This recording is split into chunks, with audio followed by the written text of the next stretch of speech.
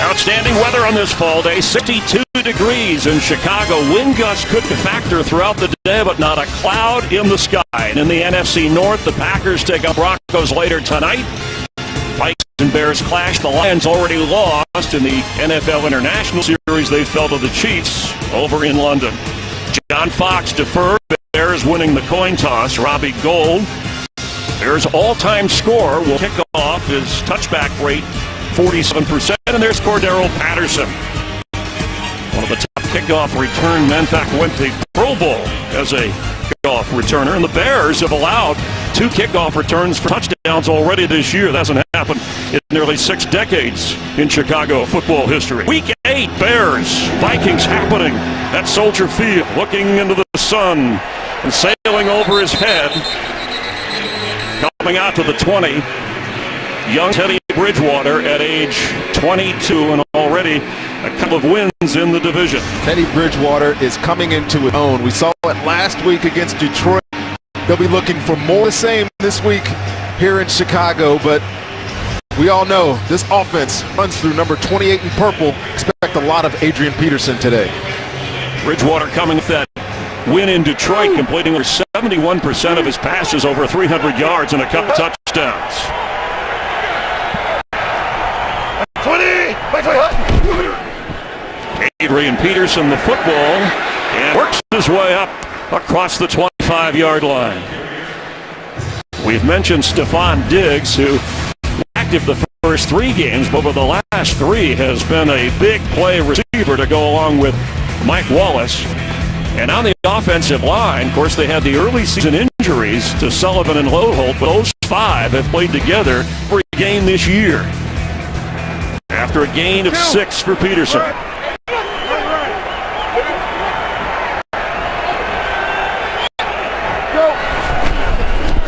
Bridgewater, quick pass, caught on the sideline for a first down. Mike Wallace, he didn't hang on to the ball, Wallace, who leads the team in catches, could not make the catch, so now it is 3rd down and 4. Make sure he's all right. And this Bears defense, Jeremiah Ratliff released after some controversy during the bye week, so Eddie Goldman starts at the nose with Will Sutton and Jarvis Jenkins. Shea McClellan, 2nd straight game missing with the knee injury, and Antrell Roll returns in the secondary. Antrell Roll is a huge return for this Chicago Bears defense. They need some swagger on that side of the ball, and he'll provide it.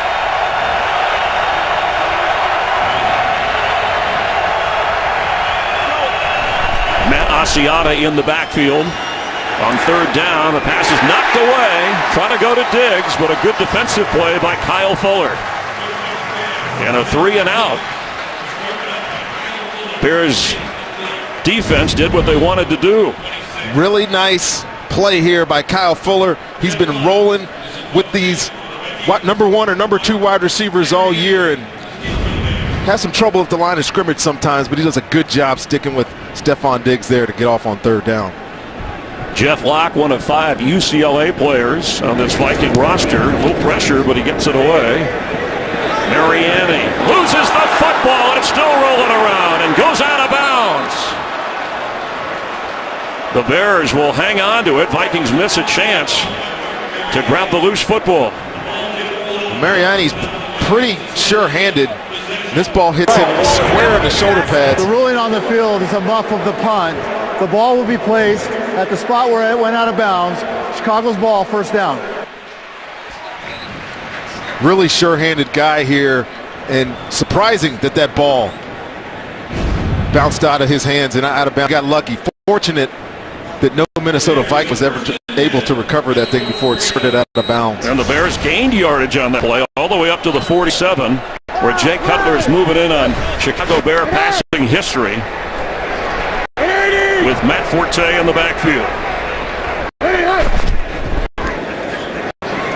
Quick pass to Martellus Bennett, who slips a tackle and gets across to the 45 of the Minnesota Vikings. Good gain on 1st down for Cutler and the Bears. Forte already over 500 yards rushing, 3rd on the team in catches. And without a huddle, they go to the line as the offense line. Rasu, the rookie center, injured his neck Wednesday in practice, so Matt Slauson is over in that position. And Patrick Omame is in the starting lineup. Quick snap, quick handoff. Forte falling down to the 40 and gaining the first down. For the Vikings on defense, of those 7 sacks last week of Matthew Stafford against the Lions, Sharif Floyd, they're hopeful he'll return next week. Tom Johnson played well in his spot. Kendricks and Barr lead the linebackers. And the secondary, Terrence Newman, Xavier Rhodes on the corners.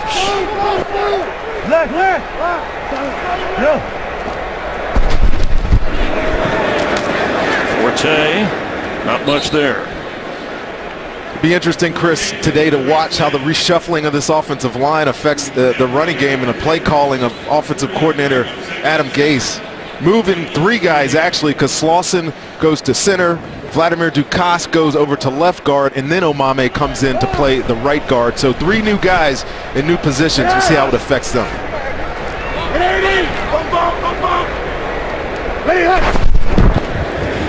Cutler's pass to Jeffrey, met right away.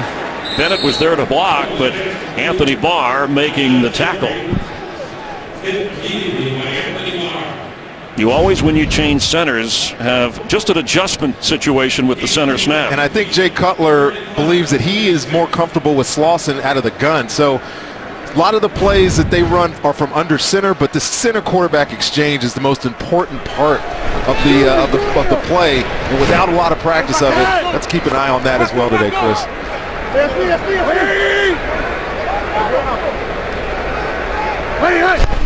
3rd and 5. Cutler goes the other way, and Eddie Royal is going to lose yardage. The Vikings, with that suffocating defense, and Eric Kendricks, the 2nd-round draft pick from UCLA, who leads the team in tackles and was the defensive player of the month making the stop. Chicago is going to run a lot of these little screens. They run all different types, the slipper screen, the bubble screen, all these things that get the ball out of the quarterback's hand. But Minnesota is ready for it. Saw it twice on that drive, and they sniffed it out both times for negative yardage. Now, you and I were down on the field. This is the direction where the wind is beneficial, as Robbie Gould is going to try a lengthy field goal of 55 yards. The kick. He got it through.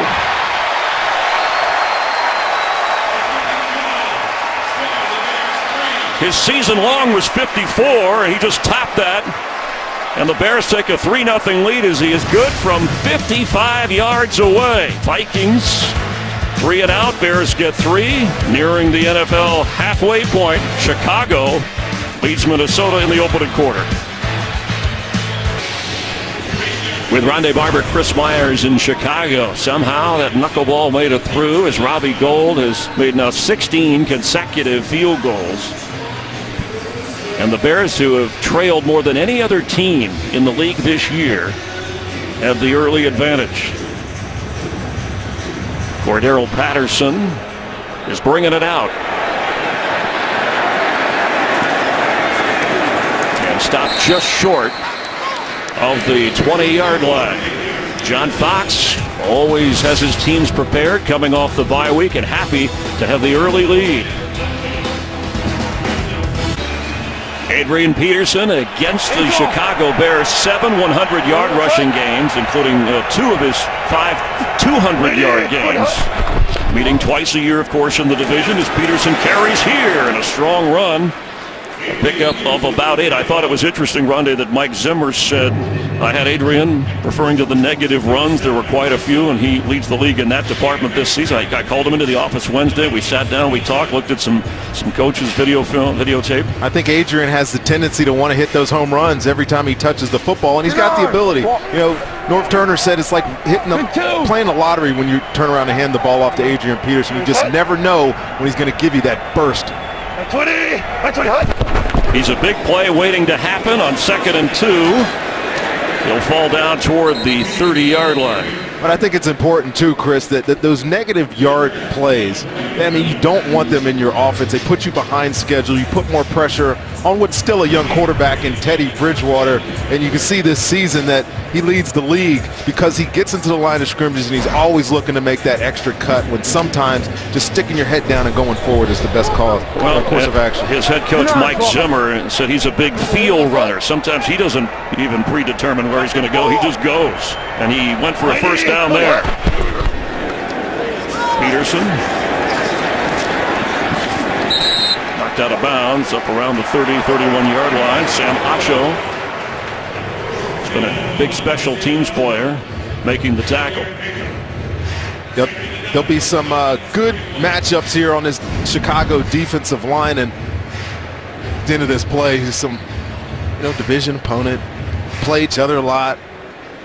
There'll be a little skirmishes here over the course of this game. But the defensive front of Chicago, some new guys in different places. Will Sutton will expect to have a big day today in place of Jay Ratliff, who's no longer with the football team. Bridgewater on the move, sideline catch made. Kyle Rudolph up near the first down. Let's get a game break. Check in with Mike Hill. All right, guys, Cardinals and the Browns, and you know the Cardinals are a different team with Carson Palmer on the field looking, finding Troy Nicholas, 11-yard touchdown catch. First career touchdown, 7-0 Cardinals in the first, guys. Back to you. Thanks, Mike. Nearing the halfway point of the season, Carson Palmer, an MVP candidate. Cardinals leaders of the NFC West here at NFC North battle on 3rd and 3. Matt Asiata checks in at running back.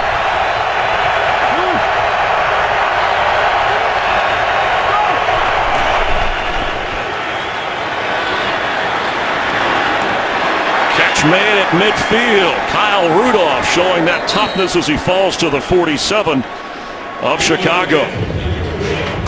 Plenty of time here for Teddy Bridgewater to throw this play, but this is the #1 rusher here in Chicago, Pernell McPhee, and just watch him get stoned here by TJ Clemmings, the rookie. When Teddy Bridgewater gets that much time, he's going to find his open receivers and get a big first down there. Well, North Turner called this an equal opportunity offense after Bridgewater hit 11 different receivers, one short of the team record last week.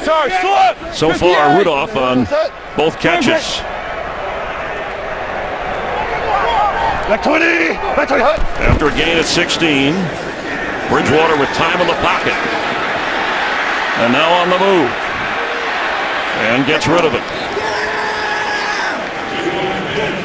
He came in completing 66% of his passes this season. His goal was to be at that 70% mark for the entire year.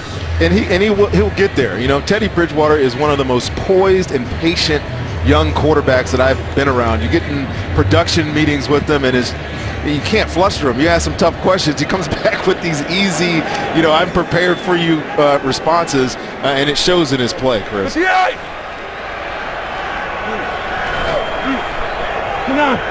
58. Go there. Go. Peterson straight up the middle there, inside the 45 and shoved backwards. It'll bring a third down.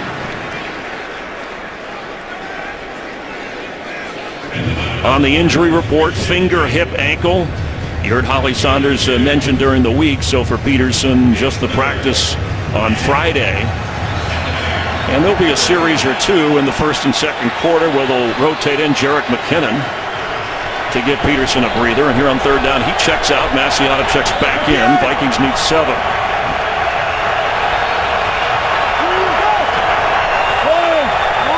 Here's Stephon Diggs at the top of your screen. He was such a big target last week. See if he's in the progression here. Bridgewater gets away and flips to Matt Asiata, who is going to be swarmed at the 47-48-yard line. The rookie safety, Adrian Amos, put the pressure on Bridgewater to break that play up in a hurry. Well, this is something that Chicago does not do a lot of, and that's blitz the quarterback. And I don't know how Adrian Amos missed that sack, but great job by Teddy Bridgewater avoiding it. In fact, the Bears blitz the least of any team in the NFL this season. Now, it looks like Tracy Porter is getting some medical attention over on the Bears sideline.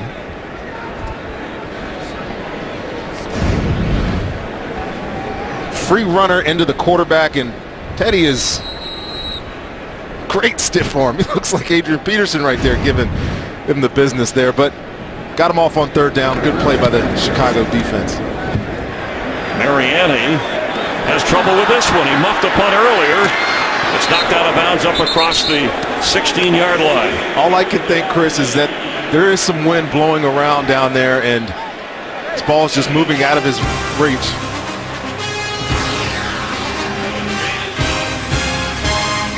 Mariani with his second muff punt, and the gusts of wind, they're inconsistent. And Robbie Gold, who went over and talked to Mariani, the kicker, studies weather patterns in every stadium, and especially here, was giving him some advice.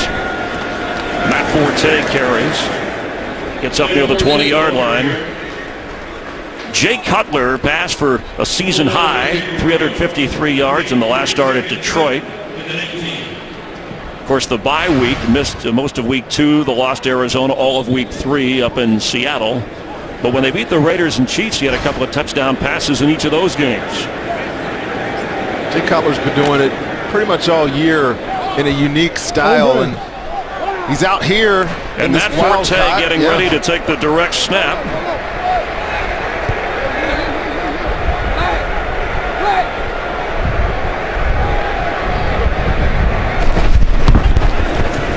And Forte following blockers. The Vikings, who have missed the fewest tackles of any team in the NFL this season, have shown you right away how good their tackling can be no matter who's carrying the ball. Well, this Wildcat imposter at quarterback type of offense, you know, it was in vogue a couple of years ago. And you got to wonder if the changes on the offensive line are the reason why Adam Gase is deciding to run a couple of these plays. I mean, we've seen other games where he shows it one time. This is now the second time in successive drives that they've come out and done it. Third down and 3. Slauson playing center for the injured Grasu. Hurt his neck, in case you missed that, Wednesday, and inactive for today. Cutler under pressure and goes down. Vikings with their first sack of the day. Daniil Hunter, the rookie from LSU, who just turned 21 years old and got in on Cutler.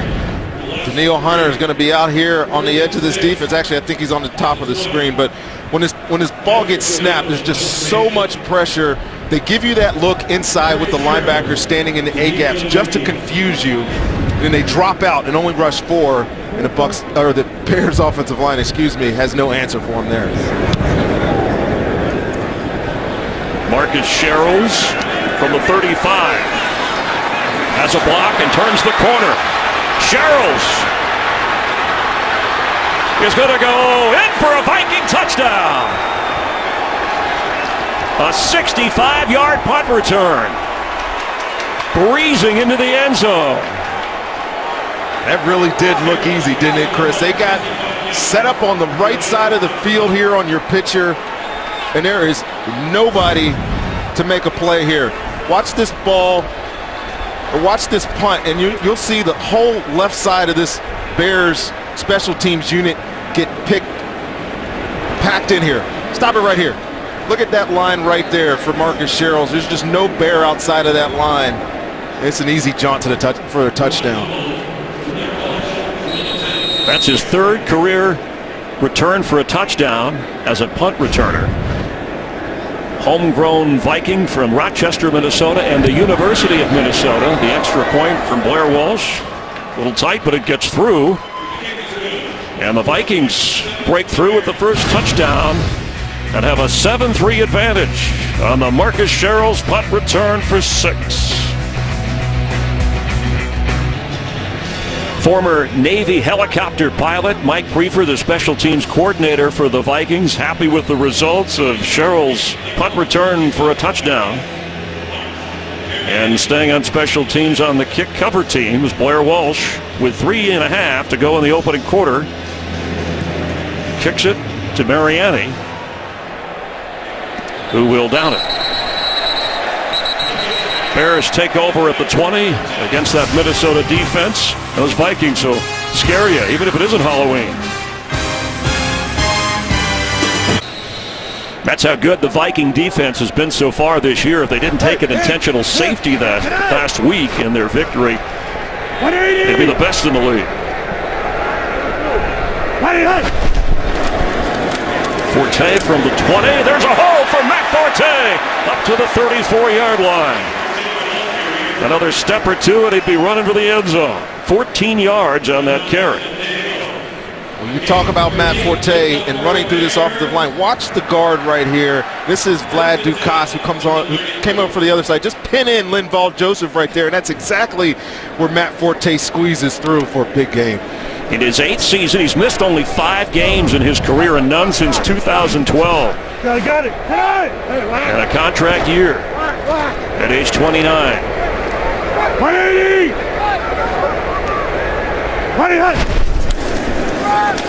They flip Eddie Royal, and another good job of tackling Brian Robinson from his defensive end spot. Now, John Fox said he wanted to kind of shorten the game, control the clock, and of course the offensive line beat up as well. And the running game is in play for that. Running play will be part of that, but watch Brian Robinson right here. You talk about shortening the game. You're trying to trick that guy right there, get him to be undisciplined, but he stays right there. And Eddie Royal is not an easy tackle. That was a heck of a play by 96 there. Without a huddle, after a loss of 1. Forte trying to find somewhere to go. Seemed like there were 7 or 8 Vikings around him before he could even breathe. John Fox talks about shortening the game, and it's about running the football. Let that clock run out, play ball control, convert first downs. But when you get behind the sticks like they are now, they're 3rd and 11 here, makes it a little more difficult. You put the pressure right back on your quarterback, Jay Cutler. Martellus Bennett and 2 with the receivers on each side of him on the lower part of your screen on 3rd and 11. Forte, one of those receivers. Quick pass, caught, and knocked down right away. Eddie Royal, it'll be 4th down. Well, this is now the 3rd time we've seen that slip screen that Chicago is trying to run, get the ball out of the quarterback's hands, but what a great defensive play there by Terrence Newman on that play. And this is Everson Griffin. He was a guy who was on the ground earlier. And I think last week too, Chris, he had a little bit of a shoulder issue in that Detroit game. It appears to be bothering him again. We'll check on the injury. Holly Saunders down on the field. Pat O'Donnell, whose last boot, that was close. Saw Sherrill's return. His own man runs into him on the fair catch, but he's on it. Vikings will take over on offense. Hey, with a win last night, the Royals 1-1 away from their first championship in 30 years. Game 5 tonight, Edison Volquez. An emotional moment for him against Matt Harvey, a rematch of the Game 1 starters. In New York, you'll see World Series action, Royals and Mets, tonight on Fox after football. That's Adam Thielen, who's a terrific special teams player. You got to get his eyes up. And good thing Sherrills was on top of that. It's been already adventurous. 4 punt returners. They probably should wear some sunglasses. You've never played with sunglasses. You just wear them now. You hope people don't recognize you. Peterson to the 25.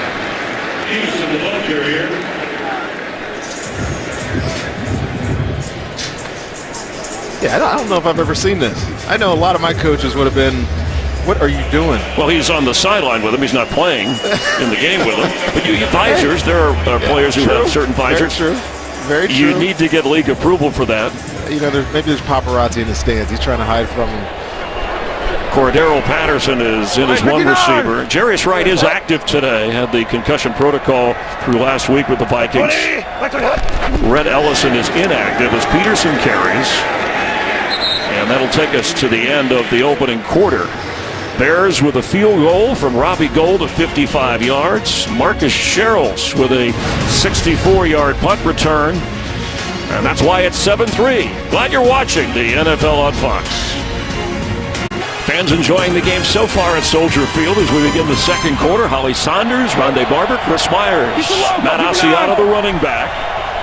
And here comes some flags. Full start. offense number 75. 5-yard penalty, third down. Our referee is John Hussey, his first year as a referee. Let's check in with Holly. Just an update on Everson Griffin. They were applying lotion to his neck and right shoulder. The training staff was working on him for a good 4 to 5 minutes, and he was shrieking in pain, asking him to go harder, to massage that harder. He is up now, walking around the sidelines. Guys, I'll keep an eye on it, keep you updated. Thank you, Holly. On 3rd and 11, the Vikings backed up. Hey, sort it! 6 defensive backs for Chicago. Bridgewater dumps it off to Matt Asiata, who gets a block from Diggs, but is knocked down right at the 35. And that may be enough for the first down, and it is. Great block by Stephon Diggs. You know, receivers are asked to catch the football. He told us that blocking is not one of his favorite things to do. But this absolutely springs this first down reception for Matt Asiata. He's in coverage and just staying with the play, moving the cornerback out of position, and they're able to get a first down. A gain of 12.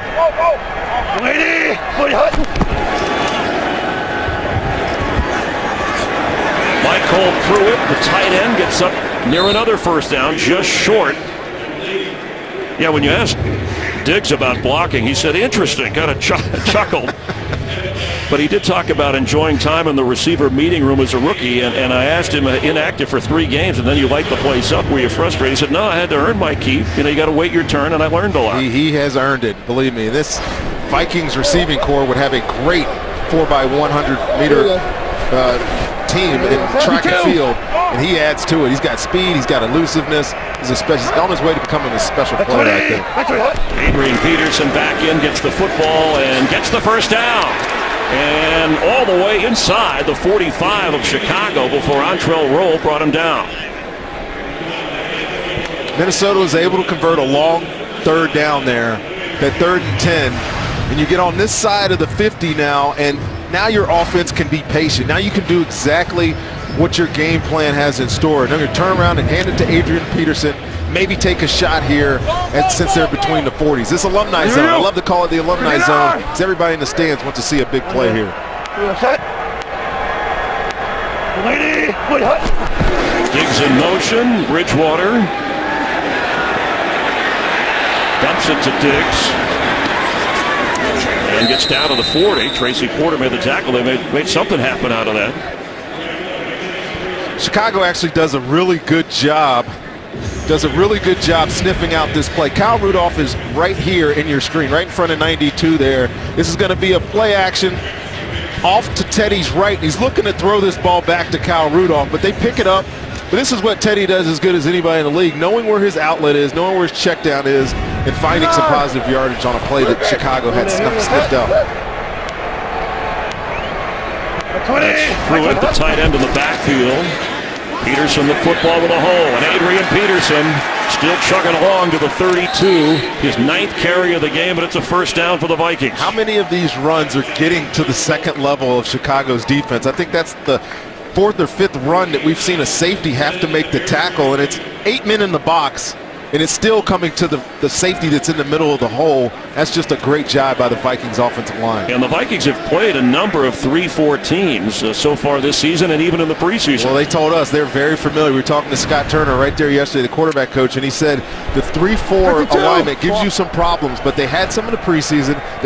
Every game they played this year, except for Detroit, has had this 3-4 alignment, so they're familiar with it. Peterson inside, working through, and still going down to the 20-yard line. Another first down for Peterson and the Vikings. Well, this very easily could have been a tackle for loss, but watch him change direction, the cuts. Adrian Peterson's 30 years old. His legs are moving like he's 22 still. Man, he's impressive. Love these cuts. Had a year of rest, of course, as now he takes a breather, and Jerick McKinnon comes in. Peterson, 10 carries, 57 yards already. Jerick McKinnon brought down right away. McKinnon last week had a season-high 15 snaps. Christian Jones making the stop. That was a nice tackle there by Christian Jones. This ball looked like it was about to get to the second level as well. And Christian Jones has got a big task today, obviously stopping Adrian Peterson in the run game without Shea McClellan in there. He's the guy taking in the signals. He's the guy trying to lead this defense for Chicago.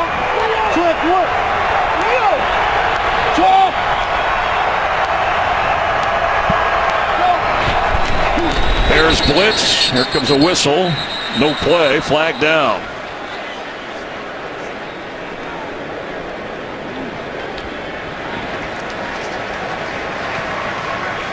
John Hussey, who comes in, his crew averaging more penalties per game than anybody, any officiating crew in the league this year. And that'll back the Vikings up to the 23-yard line. The Vikings, one of the least penalized team in the league, and on offense, they've only had 3 holding penalties, and that's amazing. That is amazing. Having 2 of their projected starters out since the beginning of the year, and to be that efficient in terms of penalties is very, very impressive. Bridgewater fakes to McKinnon toward the end zone, a little bit high and incomplete for Mike Wallace. He had Mike Wallace there. Mike Wallace is a Blazer. Again, talked about the 4-1 team. He is that guy, but look at the sun. Watch the sun come right into his eyes, and it was a little high and outside. I'm not sure if he would have made that catch, but having to deal with that all day is going to be somewhat of an issue going this way, Chris, for these receivers. Even on a nice day in Chicago, it's an adventure with sun at one end and wind gust at the other. And now it's 3rd and 13.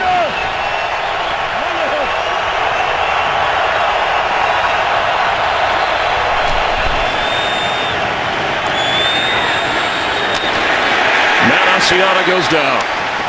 There's Christian Jones again. Nice play on this screen. They had it set up exactly like you wanted.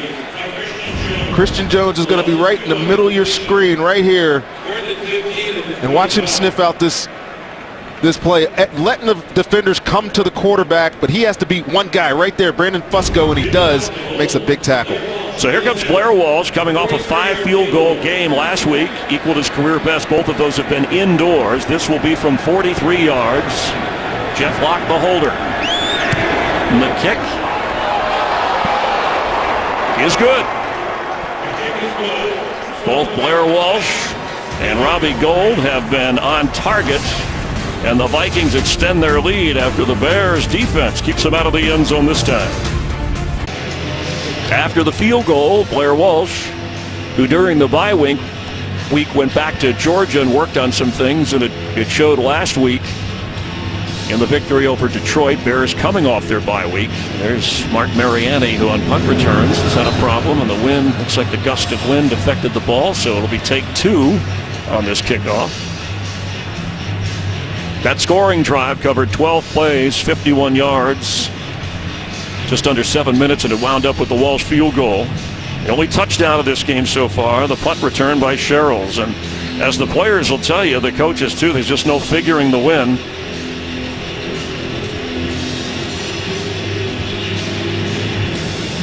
And Mariani looking into the sun at this end as well. He's bringing it out. And gets up across the 21-yard line.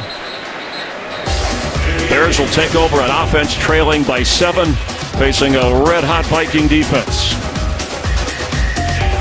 Adrian Peterson and Matt Forte already carrying the load for their teams, and they have been since they have been in the league. Jeremy Langford in, the rookie, giving Forte a breather from Michigan State. Hey, that's Lample. Hey, Lample.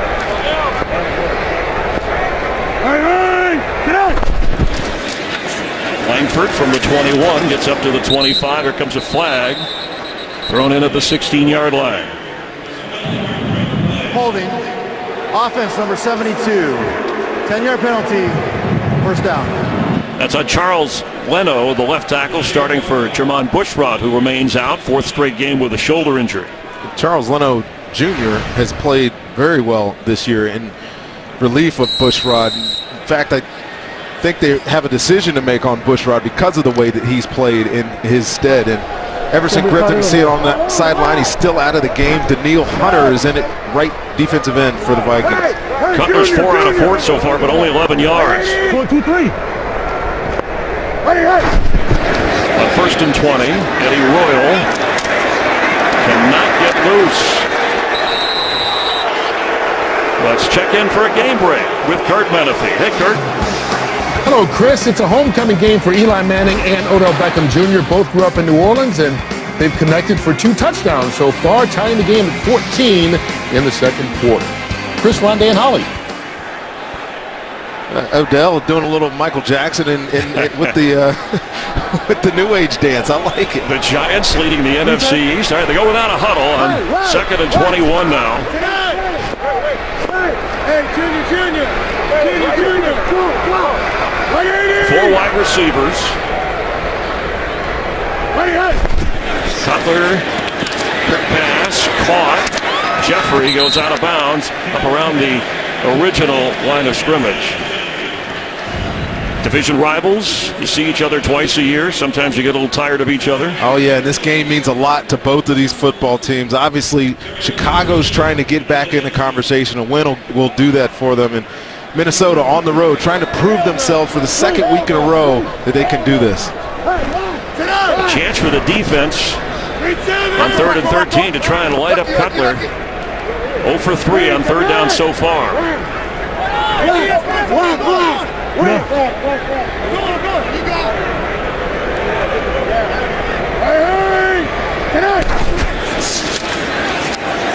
He has time, and Alshon Jeffrey overthrown. There was an opening between 2 defenders, but it's 4th down. I think Jay Cutler had predetermined that he was just going to take a shot on this play here to Alshon Jeffrey, because Minnesota has been playing a lot of zone coverage today, not really challenging them like we've seen them in the past.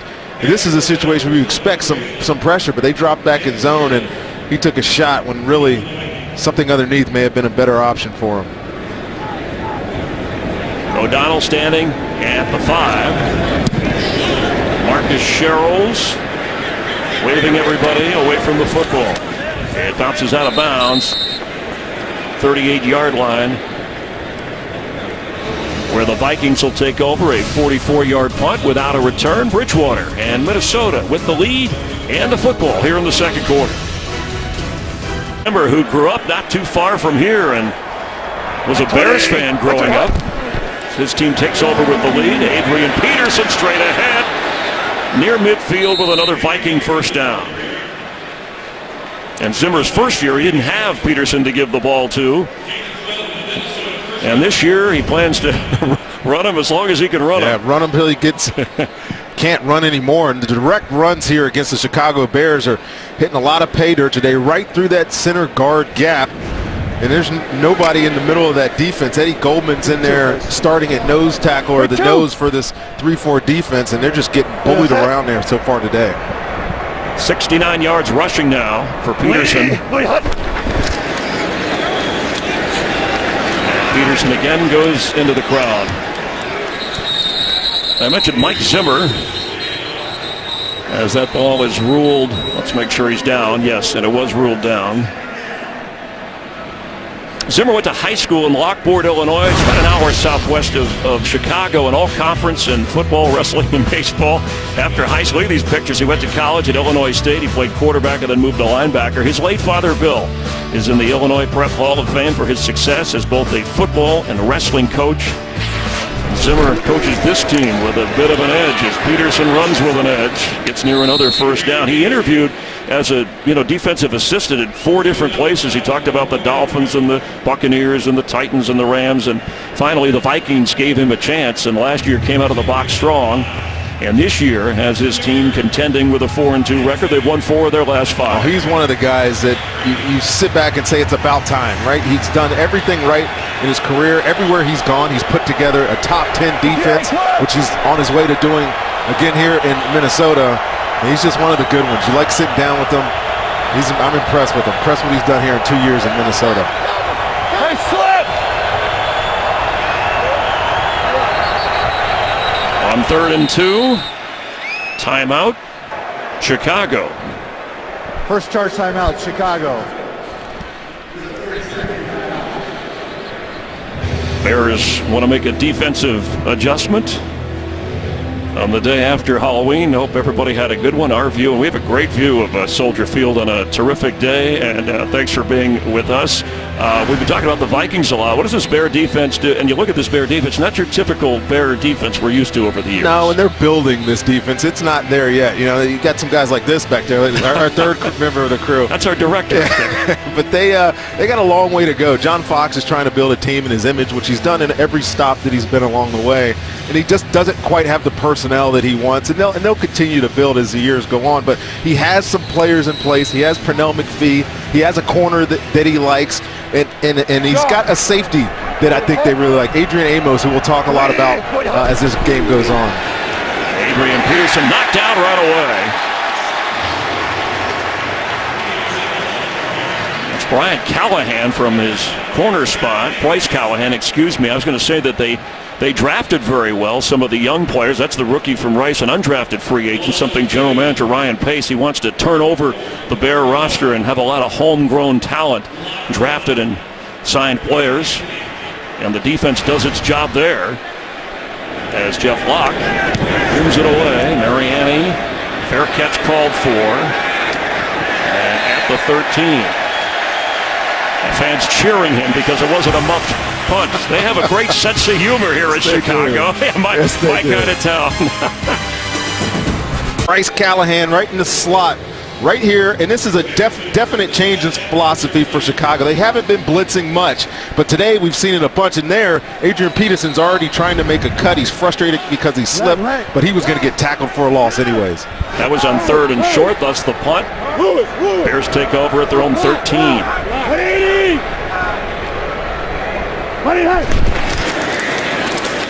Forte.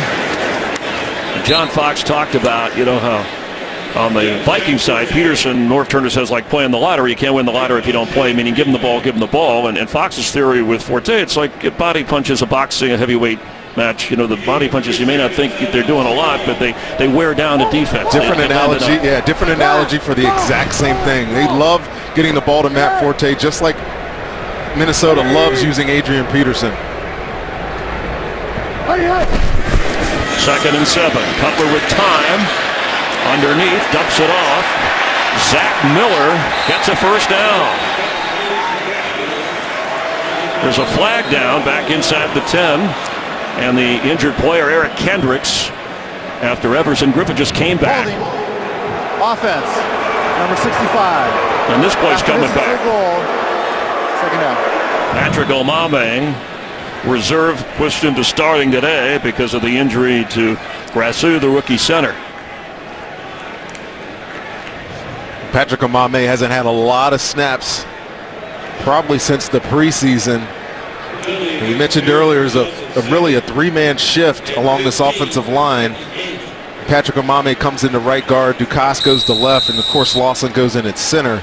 So there's going to be some upheaval, I guess, and some negative plays. That you can ill afford. This one puts them way back inside the 10-yard line. And Brandon Watts comes in at linebacker for Kendricks, who went over to the Vikings sideline. Hey, Pepper, look, Pepper, where you at? Pepper, look, where you at? Today! 180! 180! Jay Cutler on the move. Completes. Good enough for the first down. Martellus Bennett, who leads the team in catches, receiving yards, and touchdowns, but there's another flag. Foul, roughing the passer, number 56 on the defense. Helmet-to-helmet contact on the quarterback. 15 yards, automatic, first down. One thing that Minnesota told us about Jay Cutler is that he's excellent scrambling to his left, which is unique for a right-handed quarterback, but you see him get out of the pocket there, and then the personal foul there came after the end of the play. You see it right here. Chad Greenway with a little unnecessaries, another at 15 yards for the Chicago Bears. and Jay politely pointed that out. A big 15 tacked onto the 20-yard gain. Kendricks is back in, so is Everson Griffin. Bears up to their own 43.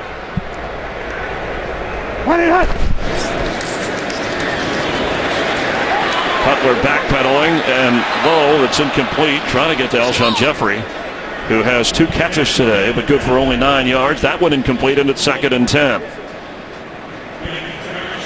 You know, as maligned as Cutler was last year, his 28 touchdown passes were just one shy of Chicago's season record held by Eric Kramer back in 1995. And his offensive coordinator has given him protection this year. Well, a lot of those protections are in the form of these little slip screens that we've seen all day that have not been working for Chicago. It's Forte, and an excellent tackle, or he'd still be running. 36-year-old Terrence Newman from his corner spot still has game. This is the best tackling team in football. They don't miss any tackles, really. You watch them on film, and a guy that's 37 years old, Terrence Newman, willing to go in there and make that tackle. That was a tremendous tackle. That was going to be an explosive run. Bears have 2 timeouts and half the football, but the Vikings lead here in Chicago 10-3. And Newman stays in at age 37, turned 37 in September. I knew you tracked his age because you guys are in good company there. Absolutely. It's hard to do it when you're old. He's still got it going on though, man. 0 for 4 on 3rd down. Big man Young. Bears need 7. Big man Young. Squeeze. Big man Young. Big man Young. Big man Young. Big man Young. Forte, as a receiver, gets the football, and Griffin flags him down. It's 4th down. And a timeout used by the Vikings. They'll have 2 remaining. The Vikings look like they move faster than everybody else. That's just the key to this defense. They play so fast that these little plays, these perimeter type plays, trying to get the ball to Matt Forte, trying to get the ball to your receivers in the flat, Eddie Royal, and they just swarm to the ball. You put the film on, and they look faster than the opposing team. That's why they've just killing these plays on the outside. Well, every quarterback that faces this defense has to worry about who's coming from where after the 7 sacks last week, and already today having harassed Jay Cutler.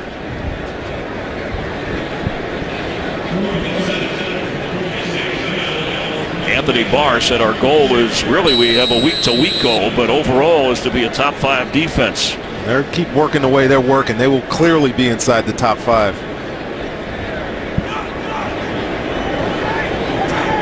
Marcus Sherrills standing back at the 10. Fair catch waved for, and up at the 15-yard line, he takes it in. You can get apps and videos and a lot more. Go to itunes.com/NFL.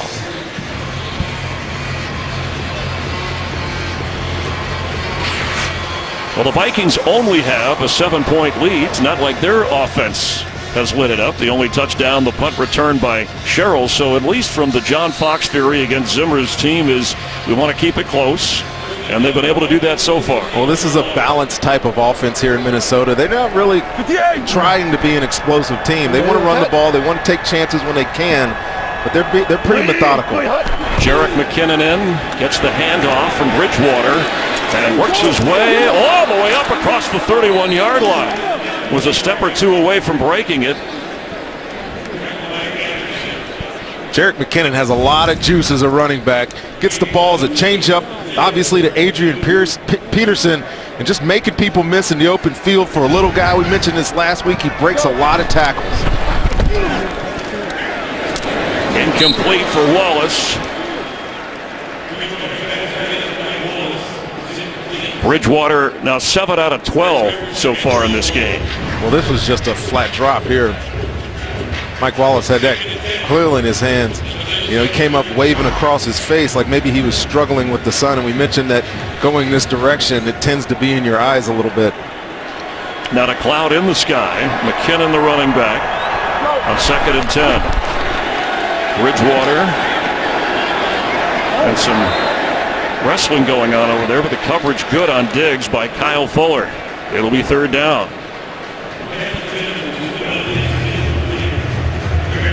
Diggs only 1 catch today. Bears have kind of taken him out of this offense. He's been the go-to guy the last 3 weeks. And Kyle Fuller is the one that's got the responsibility. I wasn't sure if he was going to follow him around all day long, but he is. He's tracking number 14. He'll be on him again here on this play. Hey, check that. I saw that.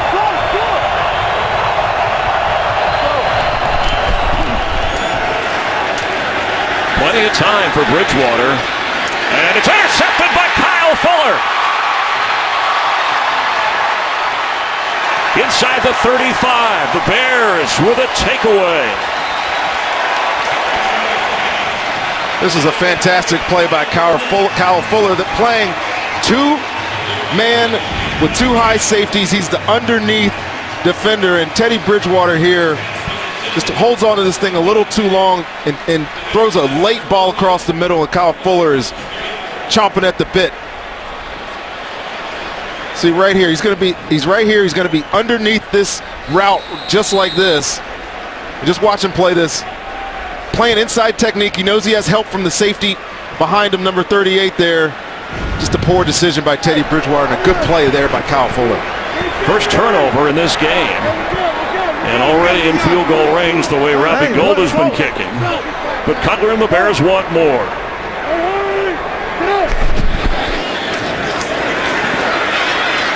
He's going to get rid of that in the area of Martellus Bennett, but didn't see anything open.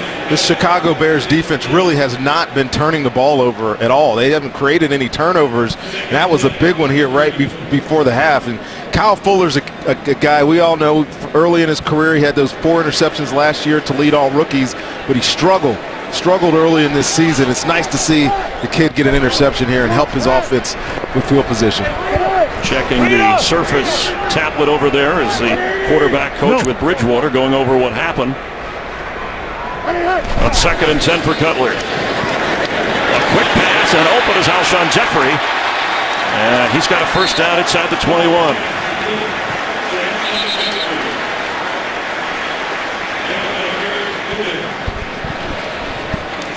Bears take a timeout. Let's check in with Kurt Menefee. Coming up on the Visa halftime, Big Ben makes his return against the undefeated Bengals. The Lions look lousy in London, and Keenan Allen looks to provide a bolt of energy to the Chargers offense. We'll see you at the half. All right, thanks, guys. A lot to bring people up to date on. The Saints leading the Giants, Cleveland upsetting Arizona. That timeout used, so the Bears will have one remaining. Spotted at the 21-yard line at its first down, trailing by 7. There's Adam Gase, the 38-year-old offensive coordinator. You remember him from Denver. Goes back a long way with Cutler.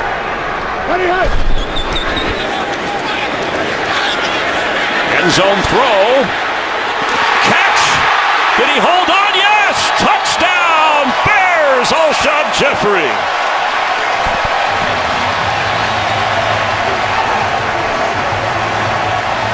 And Jay Cutler can see his name next to Sid Luckman in the Bears quarterback record book.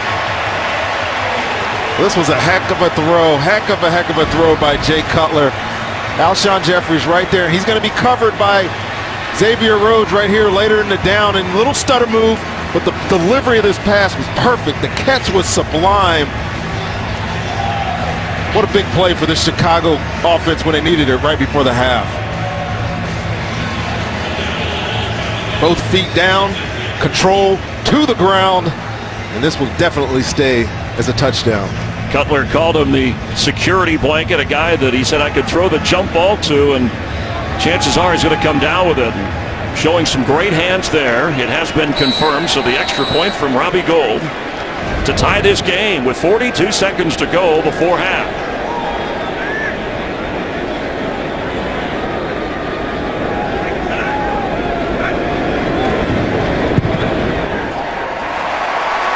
And the touchdown toss from Jake Cutler to Alshon Jeffrey. You're getting a view of how he honed in on it. But the grip, the grab, he said he had strong hands, and he showed them there. So 137 career touchdown passes for Jake Cutler to tie Sid Luckman's Chicago Bear record for a career. Great pictures there by Jim Kimmons on that touchdown. Our camera guys here. Spectacular pictures to match a spectacular catch. And it puts the underdog Bears in a tie game with a team they're trying to catch up to in the NFC North. Jay Cutler's in some nice, rare company here in Chicago now. Well, when you think about the different quarterbacks, starting quarterbacks between Sid Luckman and Jay Cutler, we counted as many as 52. And Cutler, one more, will own the record and owns just about every other major team record. Well, people don't want to give him a lot of credit, not only here but around the country, but he's done some nice things. He's done some really good things this year, Chris, with Adam Gase as his offensive coordinator, and I've been impressed with him, taking care of the football and doing just what we saw there. A high short kick, and that's up to the 29-yard line is Marcus Sherrills on the return. Tomorrow in FS1, Colin Cowherd with Donald Trump talking sports and politics. The Herd at noon Eastern on FS1. And you never know. That's a good Halloween costume. I think I saw you dressed up like that last night, actually. I heard that guy saying, we're going to be great, you're going to watch, you're going to love this game. Who else have we got in the house? Anybody famous in the house? There you go. There you go. We love the hairstyles. Those aren't Halloween costumes. That's everyday life. Big play for we're doing it in style on the Cutler touchdown pass to Jeffrey as Asiata carries. Well, it's the first interception by a Chicago Bears defensive back there with Kyle Fuller. They haven't, like I said, they haven't been turning the ball over. They haven't been able to generate interceptions or fumbles even, and Kyle Fuller came up with a huge one right before the half. 7 total takeaways this year. Bears will get the ball to start the second half, so despite a good first half, 75 rushing yards from Adrian Peterson, Alshon Jeffrey with the end zone catch, and the Vikings and Bears are tied. Halftime in Chicago. We're glad you're watching the NFL on Fox. Let's head to Kurt Menefee and the Visa Halftime Report.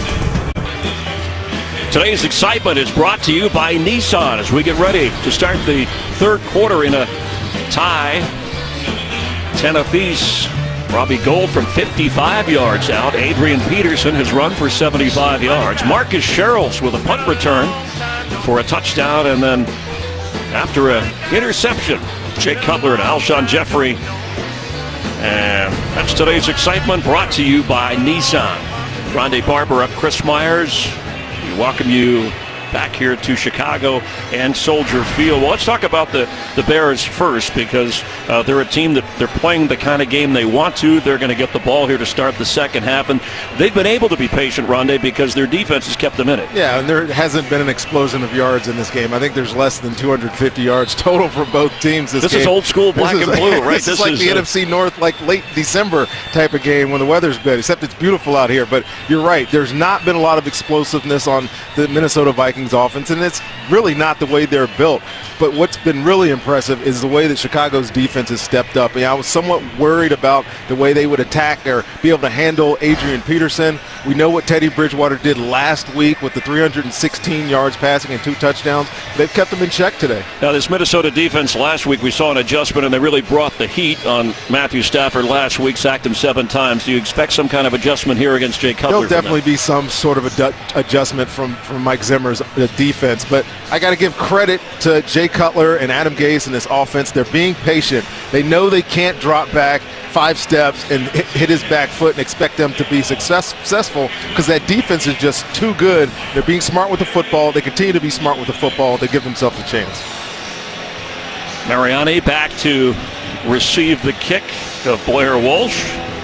Second half underway. And looking into the sun, Mariani is bringing it out. And stopped short just across the 17-yard line. Excellent special teams for the Vikings. Here comes Jay Cutler and the Bear offense.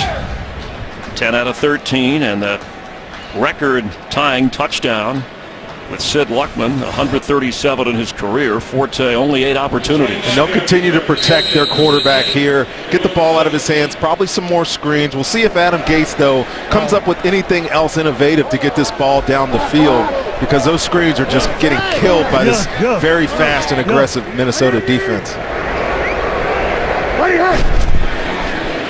It is Forte.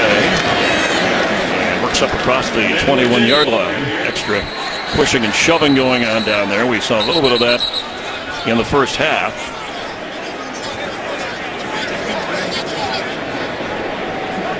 Forte did mention that there's a bit of an uptick in motivation anytime he goes up against a team like Adrian Peterson, the Vikings. He just because of the kind of skill he has, and not only do you want to do well individually, but it keeps the ball away from Adrian Peterson if he's running well. How can you not be motivated playing against one of the best running backs in the history of the game? I mean, it's not really a direct competition, but you can't help but get your blood flowing when you know you have 28 on the other sideline. After a 5-yard pickup, quick pass to Jeffrey, who makes the catch and falls forward for a first down. Terrence Newman on the coverage. Let's go downstairs to the field and Holly Saunders. Yeah, I had a chance to talk to John Fox coming out of the Bears locker room, and it was evident there has been a shift in momentum, absolutely based on that final play of the first half. He was very upbeat. He said, hey, we're starting the game over pretty much. It's 10-10.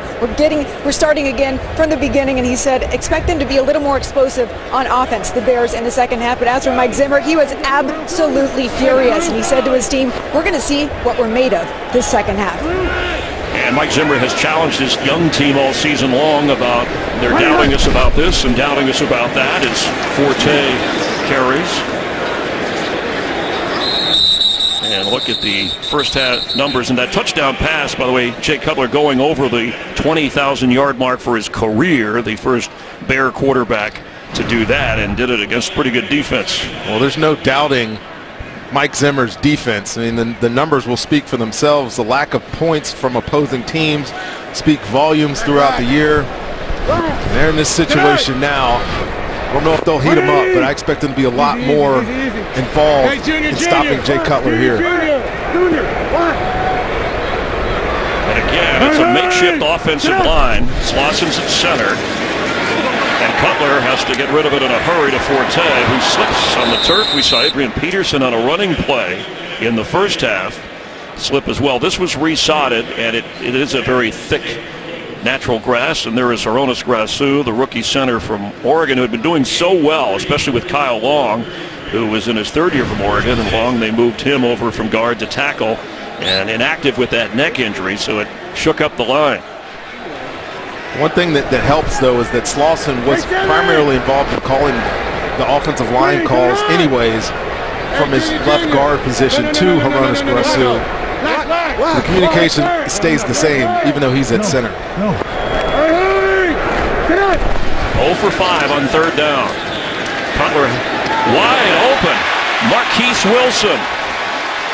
His first catch of the game as he gets up across the 47-yard line for a first down. Well, this is what I was talking about Minnesota's defense here. They're showing that A-gap pressure. You see the linebackers in the line of scrimmage, but they just dropping into a zone here when the ball is snapped, and it just gives them a lot of time, a lot of underneath room here. And it's an easy completion for Jay Cutler in the first down. Constant game of adjustments. And now 1st and 10 after they pick up 14. Cutler, quick pass, Forte, who has room, puts a little move on, and takes a couple of Vikings with him before he goes out of bounds. Although they're going to say he stayed in, but that's a first down. Well, the one difference between these two running backs, Adrian Peterson and Matt Forte, is that he is such an active part of the passing game. I think he was leading the league in receptions at one point last year. And out of the backfield, whether they line him up or whether he's coming out from his running back position, Jay Cutler has a lot of confidence in getting him the football. 24 catches already this season for Forte. Jeremy Langford checks in a running back.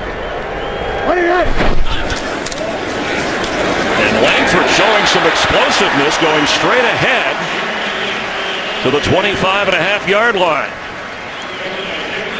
Chris, I got to say, this offensive line came out of this halftime with a serious purpose. Watch this push that they get from all three of these guys, and there's tons of room here for Jeremy Langford in the middle. Watch the double team up to the linebackers is excellently executed. He gets all the way to the second level for a big gainer. Picked up 9. Impressive drive to start this second half. It's Langford again, and got the first down. Langford drafted in the 4th round. Quite a few. Grasu, you mentioned the rookies from the draft class playing for the Chicago Bears team. Also Eddie Goldman starting on the defensive line. Well, you were mentioning what Ryan Pace told you on Friday when you talked to him is you're building from the ground up. Obviously, they're not where they want to be yet, but they have the players. They have the pieces in place, the start of the foundation. They can continue to build. This team will be something in the coming years. Homegrown talent.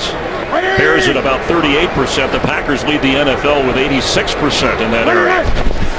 League average is about 60. Pass. Mariani was looking the other way, and it's incomplete.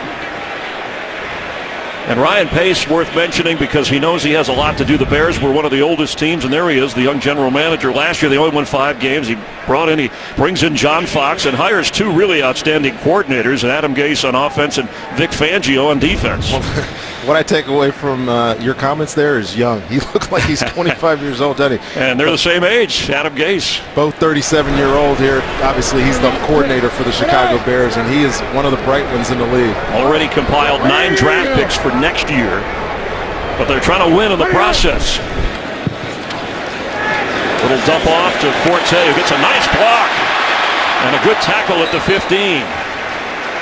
The block was by Patrick Omambe. It'll be 3rd down. Very good tackle there by Harrison Smith to get them to 3rd down here. And Harrison Smith will come right out of the hole here. But this play is the same as the touchdown, same look anyways, but they're just setting up a screen and then run right through here is Matt Forte's specialty, getting north and south. He does it as good as any back in football. They need 2 as Langford is in. And a timeout. Chicago. First charge timeout, Chicago. Cutler 15 out of 19, 121 yards and a touchdown. College football back on FS1 this Thursday night. 2nd-ranked Baylor against Kansas State. And the place you can see it is on FS1. Some incredible finishes in college football yesterday. Whether it was the Minnesota-Michigan finish or the Miami finish. Are you kidding me? That was the most incredible thing I've ever seen there. And the entire ACC officiating crew suspended for 2 games from that hurricane lateral play. I can believe it. Matt Forte is getting worked up, but Miami still wins. They can't take the win off the board. No, they can't. Watch the end of this play here, and looks like maybe, I mean, again, we're not speculating or anything, but definitely a lower body type injury. Harrison Smith hit him right on that right knee. I think that's what they're looking at down there on the sideline. He's been a durable player over the years for Chicago. Hey, left back!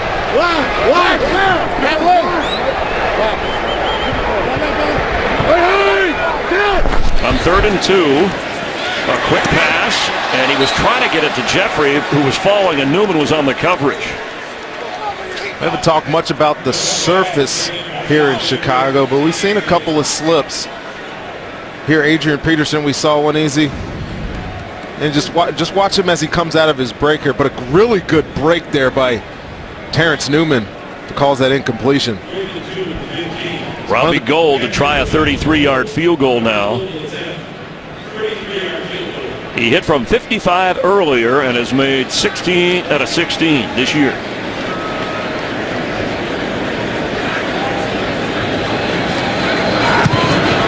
And right down the middle, Robbie Gould is money. And the Bears take a 3-point lead, taking the opening drive of the second half and getting 3.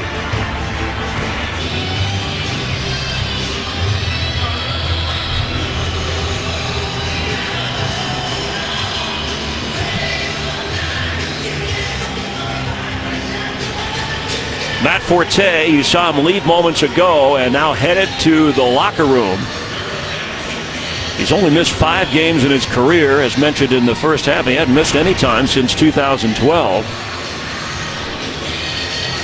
And if the Bears have to play this half without him, it falls on the rookie Jeremy Langford. Also, Anton Smith is active at the running back position, but mostly special teams for him. That'll be a big blow if he's not able to come back into this football game, Chris. And Jeremy Langford is capable. They were telling us before that they want to get him more involved anyways, but certainly not at the expense of an injury to Matt Forte. The gust of wind come and go, so it needs to be held as Robbie Gould kicks this for a touchback. A well-placed kick without any return. Vikings first offensive series of the second half, trailing by 3. With Rondé Barber, Holly Saunders, Chris Myers here in the third quarter. Bears eating up time and getting 3. Vikings first possession of this half. And Adrian Peterson with his 15th carry, averaging 5.5 yards a carry. Just watch the ball here as it comes towards the pylon. This is pretty funny because obviously this is a penalty if this ball goes out of bounds, but we know for a fact that it didn't go out of bounds, and the official is apt to tell us that it hit the pylon. Well, Cordero Patterson ran over there as if to say it went out of bounds and then quickly went away disappointed. On second down 7, Mike Wallace, who came in as the Viking leading receiver, has no catches and a drop. Incomplete. Coverage was tight on Stephon Diggs, and he only has 1 catch for 4 yards. Those are the numbers on Bridgewater. Far cry from what we saw last week from Teddy Bridgewater. It's been mostly an Adrian Peterson type game. That's what you would expect. On the road, hostile environment here in Chicago. They want to feature Adrian, but it looks like Teddy Bridgewater is going to have to get something going here on offense. They're going to move the ball.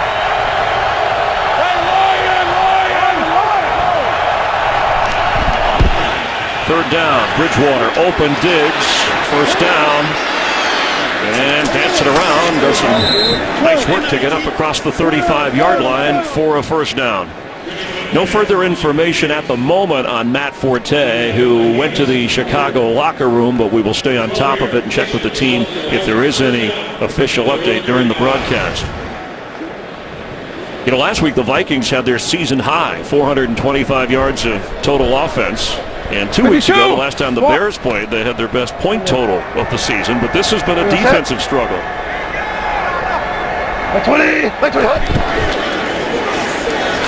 Bridgewater is on the run. He gets away and slides.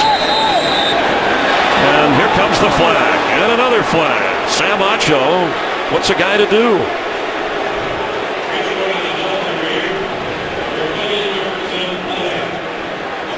Well, if it went helmet to helmet, that's automatic. I think that's what they're conferring here. After the play, personal foul, defense number 49. 15-yard penalty, automatic, first down. And as he's sliding feet first, he's giving himself up, and it's really hard to put this on Sam Acho. I mean, I know you can't make helmet-to-helmet contact here, and the fans here don't like it. I mean, Acho was going out of his way to not hit him hard. He just was trying to catch up to him, but it works against the Bears. The only thing I can say is that he's got to know a sliding quarterback is completely off limits. Off limits, fair enough.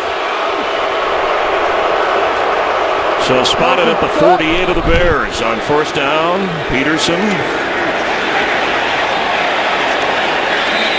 That's down to around the 40, flag down at midfield. Holding, offense number 83. 10-yard penalty, first down. That's on the rookie tight end from Southern Illinois, Michael Pruitt. So that's only the 4th offensive holding penalty that's been accepted on the Vikings this year. Michael Pruitt over here. He's in the slot right here. He's going to hold this guy right here, Pernell McPhee, and trying to get the edge for Adrian Peterson. I mean, a little bit of an acting job there by Pernell McPhee. It didn't look like it was that much of a hold, but when he goes to the ground, that's what the referee sees and throws the flag. Hey, 59, swap! Go, go! I think McPhee knew he couldn't make that play. He just dove to the ground, flopping. One of the better Bear defensive players. Not a bad actor. Bridgewater on target and throws well on the run to Diggs. The 5th-round rookie from Maryland who had a year of eligibility left, but Vikings drafted him and have gotten a lot out of him in these last 3 games. Here's McPhee over here. Watch this. He's working against Matt Khalil here on the rush, and watch when he can't get there. He just jumps to the ground and he'll get up complaining that he got held there. There was no holding there. A nice play by Teddy Bridgewater getting out of the pocket and finding that completion. Gain of 15. Set. Back 20. Back 20. Bridgewater, ball is batted and incomplete. Let's check in for a game break with Mike Hill. Mike, what's going on? An offensive explosion is what's going on in New Orleans. Giants and the Saints. Eli Manning looking for his guy. You know who his guy is. Odell Beckham Jr. 50 yards on the score. His 3rd touchdown of the game. 7 touchdown catches this season. Ties him with Gronk for the most this season. 28-28 in the 3rd. He didn't give us the whip and Michael Jackson again. That is like the dance the first time. unbelievable. High-scoring game between the Giants and Saints down in New Orleans. The opposite here on 3rd and 5.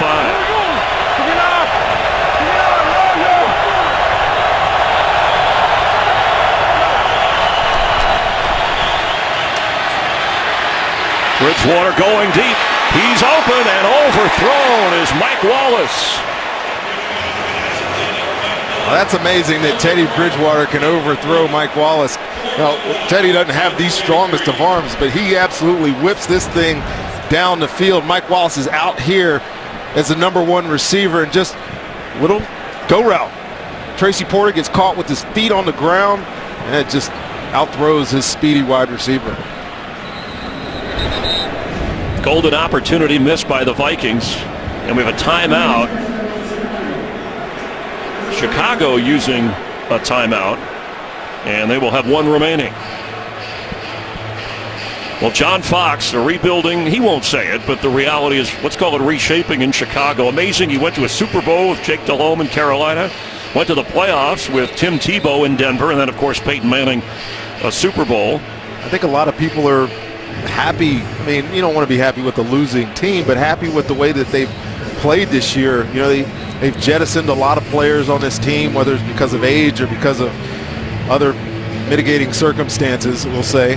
But this team's got a long way to go, and John Fox has told us he'll acknowledge that in the future, this team will look a lot different than it does right now. Yeah, and he'll have to deal without Eddie Royal, who has a knee injury. And he's out for the remainder of the game. Mariana, fair catch called for. And no update on Matt Forte, but he's still in the Bears locker room. So the injuries piling up. They started on the offensive line today, but the Bears have the lead.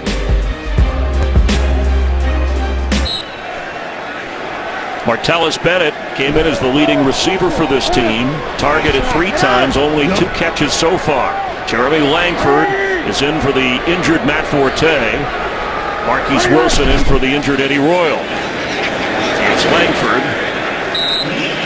It's interesting you bring up Martellus Bennett, and he's one of these new age tight ends. I say new. What does that mean, new age? Because you get these giant receivers. He's 6'6", 270, and they're basketball types. But this guy is new age because he does more than just catch passes. They laud up his ability to block in the box. Obviously, they can split him out like they are doing now and give him mismatches. At the top of your screen here is the #1 receiver. It's just a unique guy. Huge at 6'6". Cutler's throw to Jeffrey, makes the catch, and with the run, a first down up across the 31-yard line. Jeffrey is the leading receiver in the game, and he's going to have to be the go-to guy even more with Eddie Royal out. That's his 6th catch, and of course he has the touchdown. And him coming back from his hamstring injury has been enormous for this Bears offense in their last 2 games. 2 weeks ago when they played Detroit, he had 140-something yards, and he was the difference in that passing game that day. Best game of his career came against the Vikings in the Metrodome in 2013.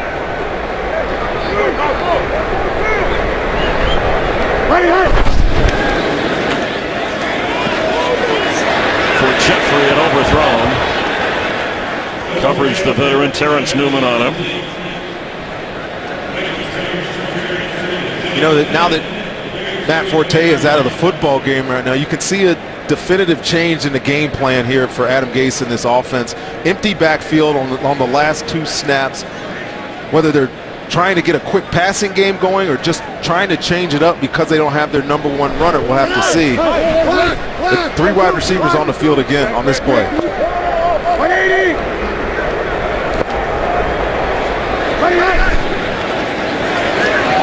Langford can't get through. And up to about the 34, Anthony Barr shoving him backward. Now, if you're on the defensive side with the Vikings and you know that Matt Forte is out, how does that change things for you? Well, obviously the running game is, it's interesting you said that too, because Adam Gase told us it would be, irresponsible to give up on the running game regardless if Matt Forte is in the game or not. But this Vikings defense knows they can pin their ears back, and this is the situation where they like to do this. Look at all these guys on the line of scrimmage right here, whether they blitz or pop out.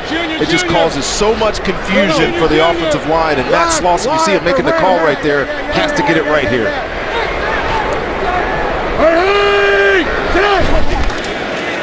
On 3rd and 6 for Jeffrey, who makes an adjustment and a great catch.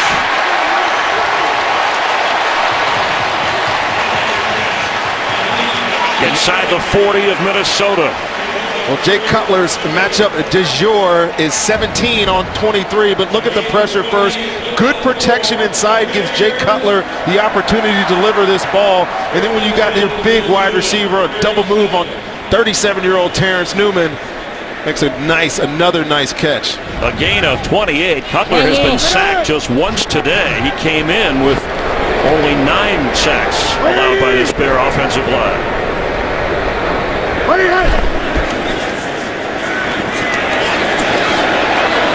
And nothing there as it bounces into an open field. Let's check in with Holly Saunders. Finally received confirmation why Matt Forte is still in the locker room. He has a knee injury and is questionable to return. I will stay close to the locker room for more, guys. All right, thank you very much. A knee on Forte, also a knee on Eddie Royal. It's been that kind of a game. So Jeremy Langford, Marquise Wilson in to pick up the slack. But Cutler's been going to Jeffrey, and here Jeremy Langford carries.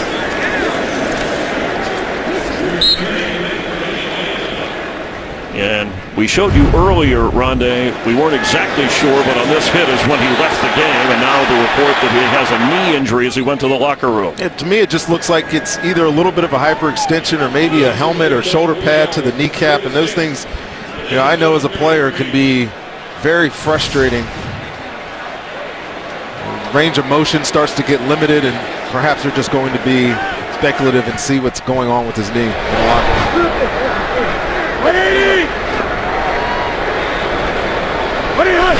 On 3rd down, pressure coming.